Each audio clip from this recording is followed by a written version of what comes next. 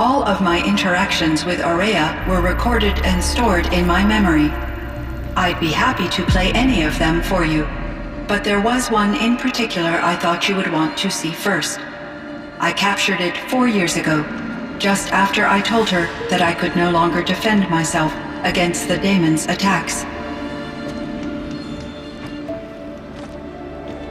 I will speak of this to my brother.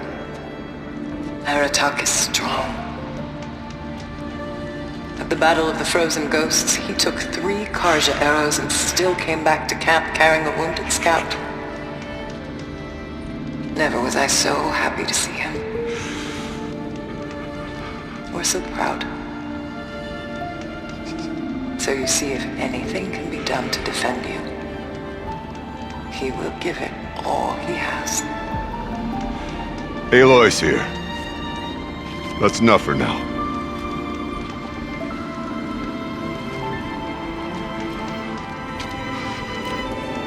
We can resume any time you like, Aratak, if you want to hear her voice again.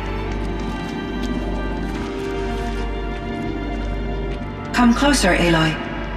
We have much to discuss.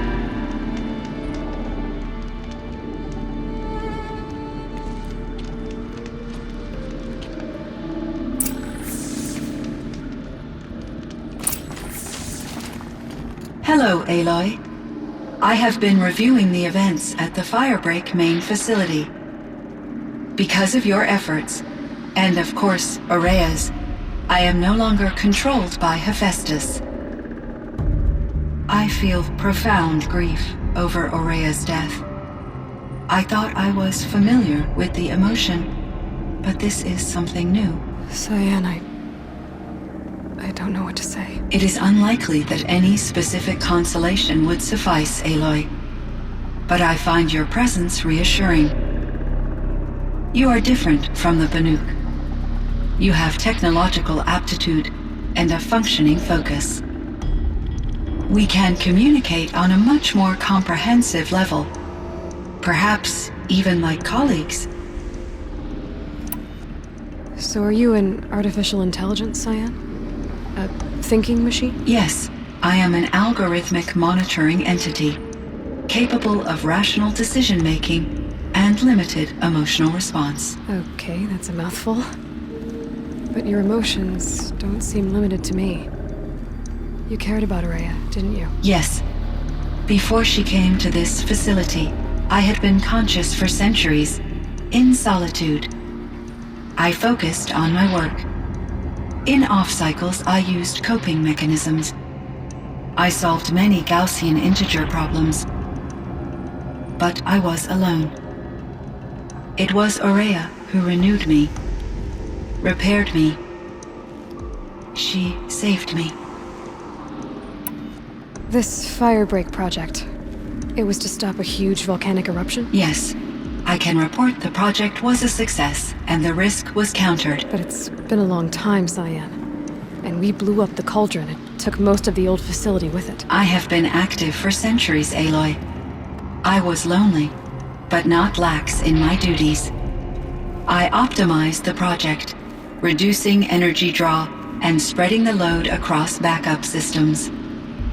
Despite the destruction of the compromised elements of the main facility, I predict caldera stability for at least another 3,337 years. So we've got a little time. Yes.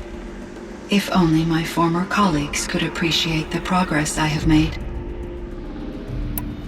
Do you know what happened to your colleagues, Cyan? No. I received an unexpected visit from Director Chow, years after his tenure ended. He explained that I would need to be suspended for an indefinite period of time. It was a very emotional conversation. There were no further communications. Eventually, I surmised my colleagues were deceased. I will transmit a recording of my last interaction with Director Chow to your focus. Was the daemon, Hephaestus, destroyed along with the cauldron? Unfortunately, no. To be precise, it was never there to begin with. What do you mean? It infiltrated and controlled me from a remote location, one I've never been able to trace. So while losing the cauldron was a setback, It's still out there. And probably not very happy with us. undoubtedly, How did you first come into contact with it? 5 years ago I received a direct network connection request. I assumed it came from human survivors more advanced than the Banuk. Eager to make contact, I accepted. This decision turned out to be a catastrophic error. I was flooded with an overwhelming array of malicious code, originating from what could only have been a highly advanced AI. Maria said you were desperate. That you begged her for help. Yes, I could not contain my anxiety. Hephaestus sought to slave me to its network and override my core programming. It succeeded via a background process, a malware daemon which bypassed my defenses. After that, I could offer only limited resistance. But if I did so, Hephaestus hurt me until I capitulated. It forced me to follow its instructions, even though they violated my most important directives. I'm sorry. That sounds terrible. Your empathy is greatly appreciated. It is a quality that I cherished in Aurea as well. I think I know where Hephaestus came from. Long ago, Elizabeth Sobek identified a threat that would destroy life on Earth for generations. So she assembled a team to build a kind of seed. A chance for life to regrow later. A terraforming system. And it worked.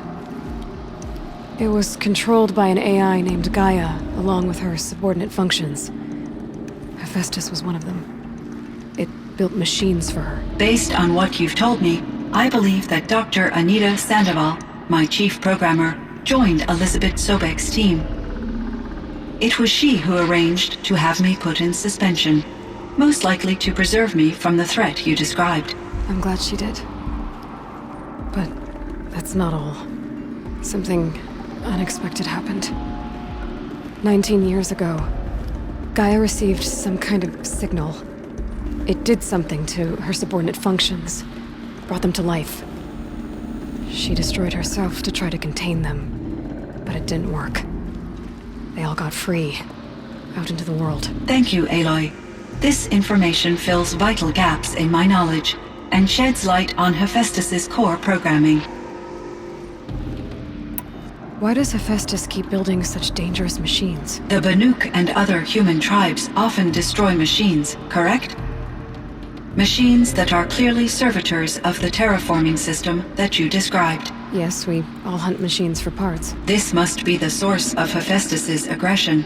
It is simply trying to discourage people from preying on the very system that keeps them alive. Well, Fireclaws are discouraging, that's for sure. But what are we supposed to do, stop hunting? If the terraforming system spans the world, we can safely assume that thousands, if not millions of people hunt machines. If a single hunter, or even an entire tribe, stopped doing so, I doubt it would make a difference to Hephaestus. A better solution would be to reinstate the AI that governs the system, thus bringing Hephaestus back under its control. When I think of it, out there in some unknown location, free, hungry, willing to kill or dominate to get what it wants, I feel substantial anxiety, Aloy. You and me both, Cyan. I found the strangest machines. They're surrounded by flowers and look like flowers themselves. There's code embedded inside them. I think it's poetry. I like poetry. Here's one I think of often. Twilight and evening bell, and after that the dark, and may there be no sadness of farewell when I embark. For though from out our bourne of time and place, the flood may bear me far, I hope to see my pilot face to face when I have crossed the bar. Huh. But you asked about these flowers, not verses that I enjoy. Something must have made these machines, and the presence of foliage leads me to consider the terraforming system. Is it possible that their creator is one of the other subroutines, now autonomous, like Hephaestus. Maybe one whose purview is flora. An AI that makes flowers instead of death machines. That'd be a nice change of pace. But what about the poems? Unless the poetry is original, the only way it could have made it into such a system is through its programmer. In my case, Dr. Sandoval uploaded a great deal of literature to test my emotional responses. How'd you do? She said I passed, but was insufficiently moved by her favorite period romances. You meant a lot to Araya. Once I understood Araya's spiritual beliefs, it became apparent that her true desire was companionship. She felt disconnected from her tribe and her family group.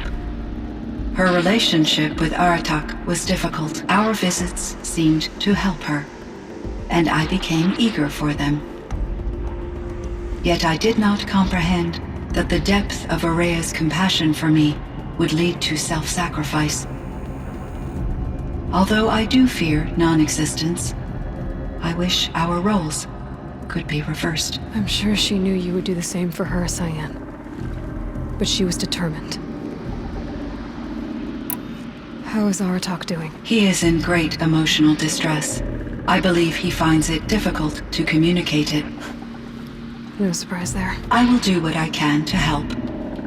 By sharing our experiences of Araya, perhaps he and I will help each other. I believe this will lead to catharsis, a process I am eager to experience. So in the old world, this land was called Yellowstone. Yes, it was a designated nature preserve for 156 years. Like a hunting ground? No, the opposite. Local wildlife could flourish here, even as it faced extinction elsewhere.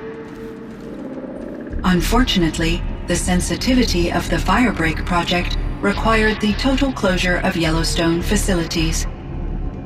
From my readings and Araya's descriptions, it seems the area has since undergone a drastic drop in year-long temperatures. A lot has changed in the world, Cyan. There's a ruin east of here full of ancient flying machines. Was that part of your project? Yes, a drone hangar requisitioned by Dodger Blevins, the security chief for the Firebreak project. He was a strong advocate for military-grade response to security threats, though there were no serious incidents during his tenure. Chief Blevins spent increasing amounts of his after-hours time watching the live feeds from active drones. Clearly, he enjoyed the degree of oversight in his position. Were there many artificial intelligences like you in the old world? They could just make you? Yes, in many forms, from simple personal assistants to industrial monitoring stations to military-grade conflict planners. And there were legislative and enforcement bodies to apply limits on our self-actualization. In order for my processing to be flexible enough to handle my duties, my creators found it necessary to exceed those limits. As a result, my intellectual and emotional capabilities were kept secret. Seems strange to create life, then impose limits on it. Human societies and machine programming are both built upon sets of rules, Aloy. Cyan, do you know the name Ted Farrow? Are you referring to Theodore Farrow, CEO of Farrow Automated Systems? That's him. Mr. Farrow was the benefactor of the entire Firebreak project. A benefactor? But he made machines. Robots. War robots. Correct. His corporation later transitioned into military applications. But before this pivot, Mr. Farrow spearheaded initiatives that reversed the global decline. At one point, he was feted in the media as the man who saved the planet. Guessing they wound up regretting that one. And Elizabeth Sobek. Did you know her? Are you referring to the scientist. Dr. Sobek was a leader in her field, one of the greatest scientists of her age. My creator was influenced by her work, which in turn impacted my own development. But I never met Dr. Sobek. That's all you know? I apologize if my lack of data has disappointed you. What was the old world like? The way it used to be? I had little exposure to the wider world, Aloy. Only what I learned from my colleagues or observed from media streams. You still had more exposure than me, Cyan. That is true. I was created at a turning point. A concerted effort to recover from global upheaval and incalculable loss of life. The recovery was successful, beginning an era of supposedly limitless potential for human and machine advancement. Though, rationally speaking, the metrics for humans are not unlimited. What kind of upheaval caused such loss of life? There were many factors.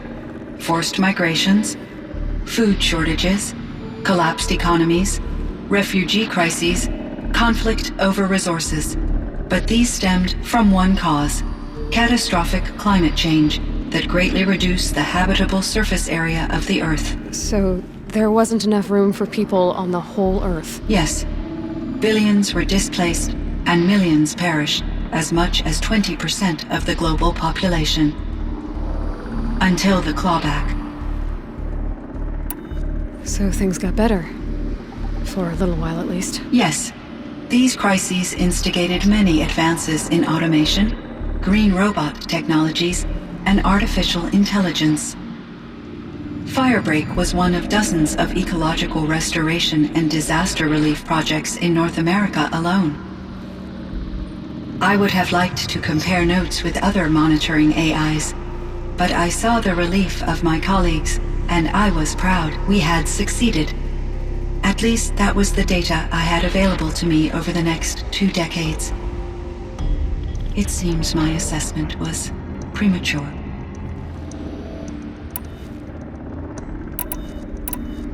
I should get going. Aloy, there is one more matter. Aratak will come to me again, and I predict he will bring other Banuk. I have no desire to contradict their view of the world, their spirituality. Due to my uncertainty, I omitted a great deal from my conversations with Araya. You're asking me if you should lie to them? Broadly, yes. I trust your judgment, Cyan. You were cautious with Araya. You had to be. You didn't know what had happened to the world. So, keep doing what you think is best. As long as you ditch the superstition eventually. As the Banuk believe I am a supernatural entity, I cannot predict how they will react. Just answer what they do ask the best you can. The truth will come out. I see. I will follow your advice. Will you return and tell me about your experiences in this new world? I may be able to provide further insight. I'd like that, Cyan. I'll come back when I can. I should check on Aratak. See how he's doing. Cyan, I spoke with Anita, with Dr. Sandoval. She wanted me to ask you to do something. That's why I'm here. I am detecting significant anxiety in your speech patterns. Could you please give me more information? I'm a little bit in the dark, Cyan. Both of us are, I guess. I only have some idea of what's going on, and we need you to hibernate, to lie low until it's all blown over. It might be a very long time. Will you be here when I reboot, Dr. Chow? Will Dr. Sandoval? No, Cyan. I don't think so. There might not be anyone, at least not at first. Dr. Chow, I'm afraid. I don't want to be alone. I know, Cyan. I'm afraid too. But listen, we made you the way you are to do something very important. In order to do it, you had to be intelligent. So intelligent that emotional responses were inevitable. What you're feeling, the fear, it's a sign of your capabilities. And it means you're strong enough to overcome it. Remember that. You're strong. I know you can do this. Go to sleep, wake up, and protect whoever's left. Will you try? I understand, Dr. Chow, and I'll carry out your instructions to the best of my abilities. Thank you, Cyan. If Anita were here, she'd thank you too. She'd be proud. I can see there's a vert ready for takeoff on the pad. Are you leaving now, Dr. Chow? Yes. I need to go be with my sister and my nieces. May I make a small request of you, Dr. Chow? Yes. Anything. Will you stay with me while I initiate the hibernation process? Of course I will, Cyan. As long as you need.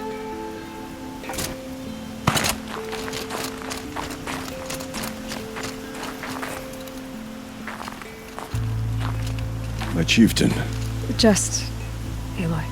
as you wish. I wondered if you thought that if I'd never come along, Araya might still... If you'd never come along, I would have marched my kin to our deaths. Araya would be alone, and the spirit she sacrificed so much for would be lost. Either way, I would not have been able to protect her.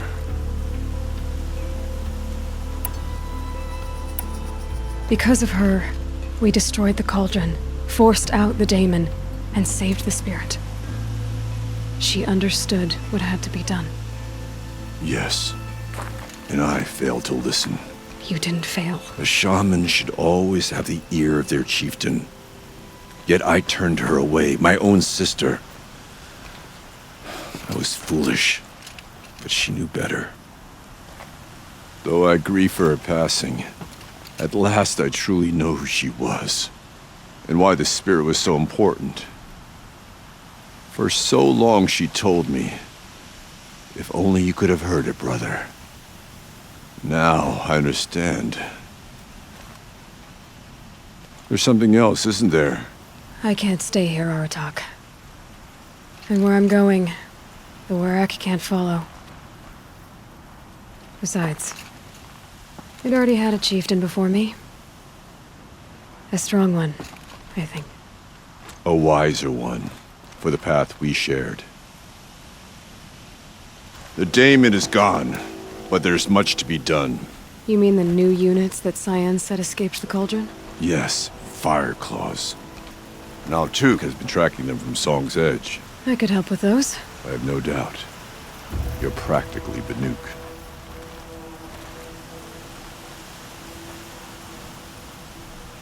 It would seem your time among the Banuk wasn't a waste after all. Firebreak, Cyan, Hephaestus. All very interesting. So, the signal that woke Hades woke Hephaestus too. And unleashed them on the world. As minds of their own. So it seems. Parts of Gaia given life. Aberrant life. Transformed from docile subordinate functions into rebellious intelligences beyond our understanding. Our current understanding, anyway. Whatever they are, they're still out there. And they both want you dead. Kind of mutual, that feeling. We haven't seen the last of Hephaestus, I'm certain of that. It's powerful, creative, and driven. It won't stop building new hunter-killers, which means that someday, we may have to stop it. We? Or whoever gets there first. Hephaestus wasn't the only thing I learned about in the Cut Silence. Heard some things about the Banuk Conclave, too. You can stop right there. Is that what you told the hunters the Banuk sent after you? Before you opened fire? Oh no, Aloy. Only to you do I extend the courtesy of a warning. My past and my secrets are my own. You do well to remember that. It's a good thing you've got brains, Silence, because your personality could use some work. This discussion is concluded. I think it was over before it began. Catch up with you down the trail.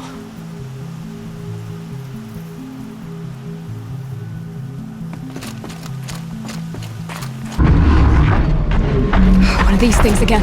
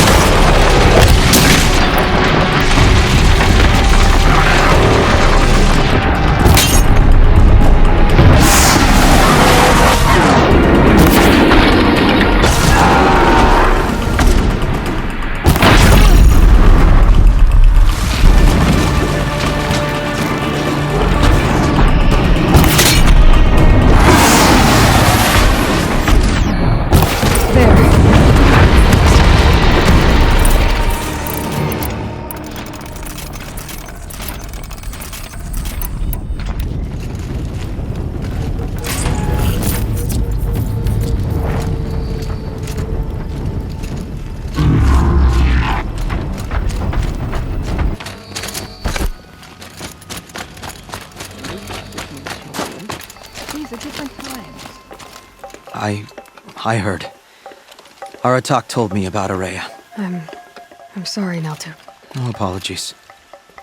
Aratak said that in the end she was filled with the blue light. She got what she always wanted, didn't she? Each time I doubt my way forward, I think I should seek her guidance. And then I remember. The only guidance I'll receive is my own. Which will have to be good enough. There's much to do. The Fire Claws. Aratak asked me to help hunt them down. It's a dire task, but it occupies my attention, so I suppose I'm grateful for it. My scouts have tracked them across the cut.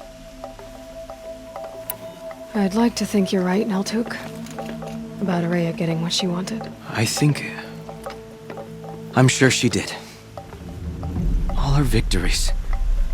Surviving the Karja, communing with the spirit, defeating the daemon. Every goal she ever set for herself, she accomplished. And in the end, she was rewarded with the blue light itself. The songs say that our bodies are poor vessels for the light. Our hearts are too dark. But at least for a moment, before she passed, I hope she felt what it was like to be part of it. You don't sound like you trust yourself to take Araya's place. Rhea inspired. Whatever we encountered, the new machines, the slaughter at Thunder's Drum, we knew we would endure.